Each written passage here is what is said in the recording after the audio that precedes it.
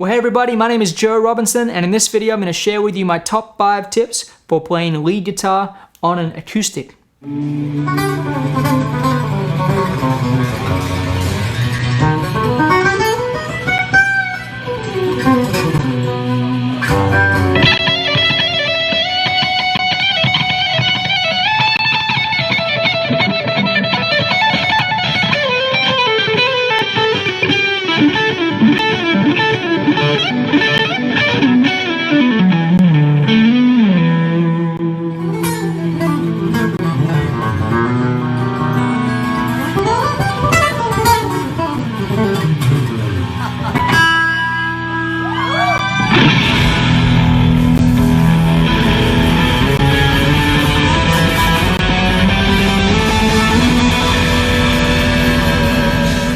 So I'm going to share with you some ideas that have really helped me just get a better sound when I'm taking an acoustic solo. The first tip would be to use a very thick pick. So, using a thin pick for an acoustic strumming thing can sound really nice, but if we're going to play, some lead lines, generally speaking, I think thicker picks sound better. That's my opinion, and I'm an expert on my opinion. So it doesn't have to be anything fancy. You can just use like a 2 or 3 mil Dunlop pick. Whatever you find is just fine, I'm sure. I use a blue chip pick. Now these picks are quite expensive. They cost $35 US, so you don't want to lose them. But they really do have a great sound for the acoustic. I also use Wagon picks quite often, and they're made in the Netherlands, I believe. But basically any thick pick can get a nice sound on the acoustic guitar. So, experiment, of course. You listen to the Gypsy swing guys, they all use really thick picks. You listen to the Bluegrass guys, they're using thick picks. These are the folks that get the most beautiful lead acoustic tones, in my opinion. So, I recommend you try using a thicker pick. See if you like it. My second tip is to try sliding more than bending. Because on an acoustic guitar, usually we have thicker strings than we would on an electric. I have a 14 on my high E. That's quite thick. So I use a set of 12 to 54 gauge strings, but I replace the 12 with a 14 because I like a little more girth on my melody notes when playing fingerstyle or lead guitar on an acoustic. I started doing this when I played a TV show in Australia called Hey Hey It's Saturday with the great classical guitarist Slava Grigorian.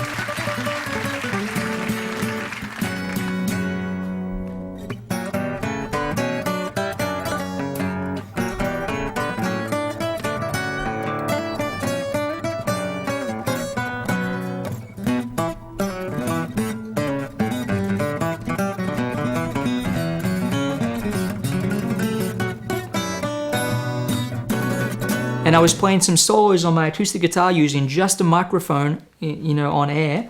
And I wanted the guitar to have a little more volume and just for the higher strings to pop a little more. So I strung up my high E with a 16 at the time. And gradually I've come down to a 14. But I really find that it just helps the high notes pop a little more. That being said, if I try to bend with that heavy string, it's kind of difficult. So I usually do a lot of sliding. And if I'm doing bending on the acoustic, usually it's semitone bends. So if I was to take a phrase like this, sliding with a little vibrato.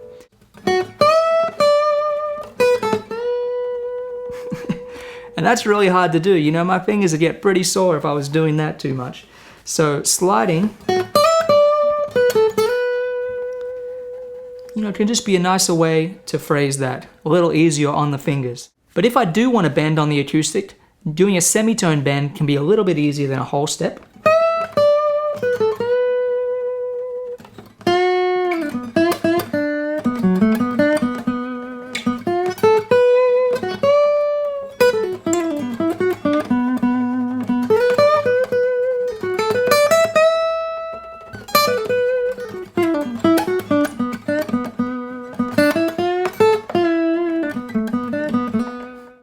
We can be just as expressive even if we're not doing any of those boomer bends as they're calling them these days. My third tip is to develop your left hand strength. Now, I think this is such an important part of playing the guitar. We want to have a left hand that is able to fret the notes cleanly and clearly without any tension in the arm. So we want to be as relaxed as possible, but for all the notes to be clean and clear. And I'm not going to go through a whole series of exercises to accomplish that right now, but working on the left hand, you know, working on some legato exercises like this.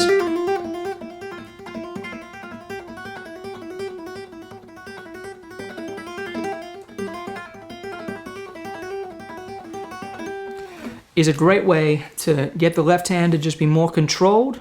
And, you know, like I said, it's so important for it to be relaxed, because if you're used to playing an electric guitar and then you pick up an acoustic and try to, you know, play solos, you can't get the notes to be fretted cleanly. So you press harder and you tense up more, then you're going to hurt yourself. That's really a problem. So we need to work on getting the left hand to have more control, to be able to play cleanly and clearly without any tension in the arm. So that's very, very important, I feel.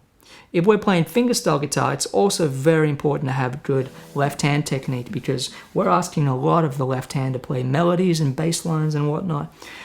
So anyone who's had experience playing fingerstyle guitar will have an easier time adapting to playing lead guitar on the acoustic from a technique standpoint, I think.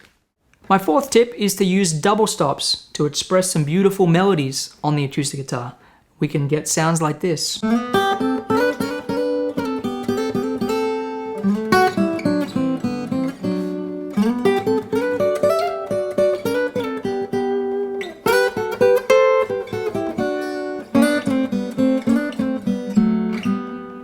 So we can get a lot of really beautiful sounds by playing two notes at the same time. That's what a double stop is.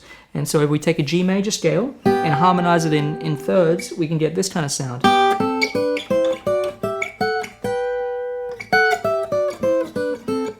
Which combined with a little vibrato can sound so sweet. So basically learning the major scale in a few different positions with these double stops is a great way to go. We can take the G major scale starting on the open G with the B there. So we have the root and the third.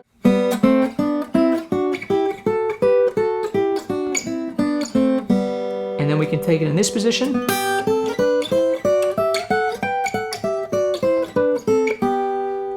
Of course, there are other ways to play double stops. Some people like Jimi Hendrix.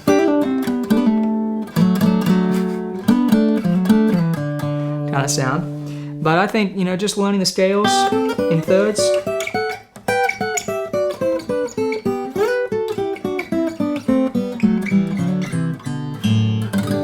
It can be a great thing to have in our tool belt when we're playing solos on an acoustic guitar, because it's just such a sweet sound.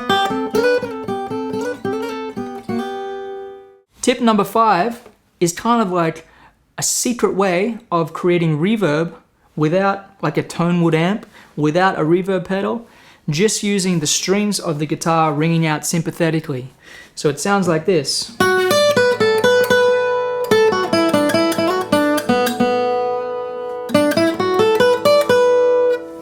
Hear that?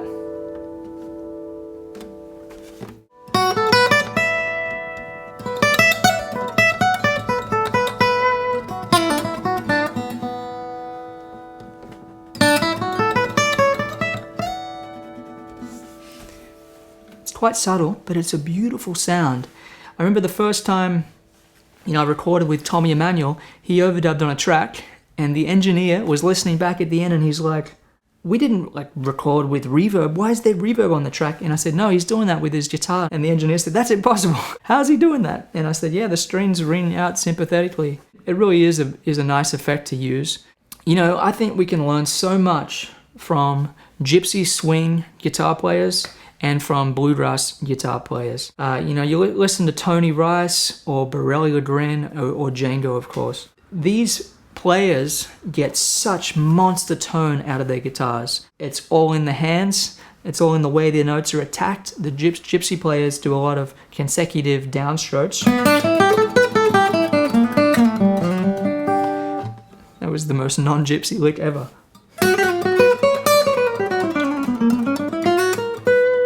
They do a lot of consecutive downstrokes, and that kind of whipping motion.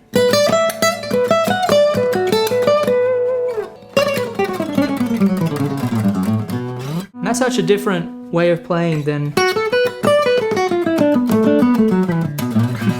you know, kind of like most people who play electric guitar would on an acoustic. Because if you do that on an electric guitar, you know, if you have distortion on, you're going to get all kinds of strings ringing out. But on an acoustic, that can really work. And the way the bluegrass guys play with their, you know, cross picking and all that, it's such a great study in how we can approach playing lead on the acoustic.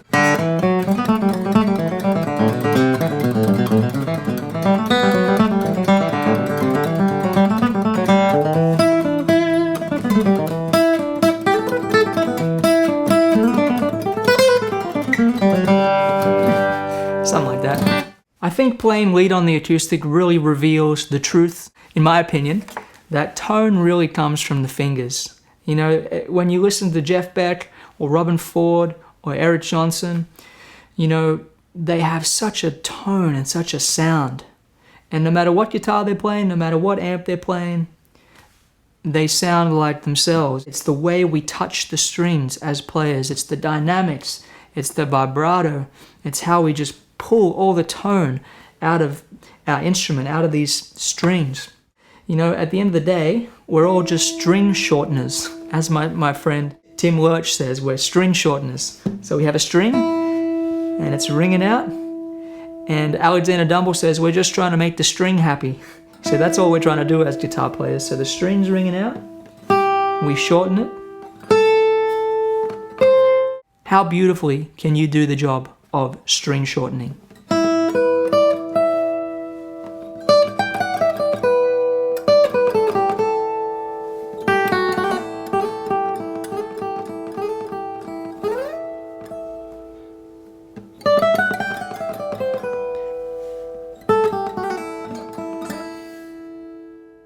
If you've made it this far, please leave a comment that says tone, T-O-N-E.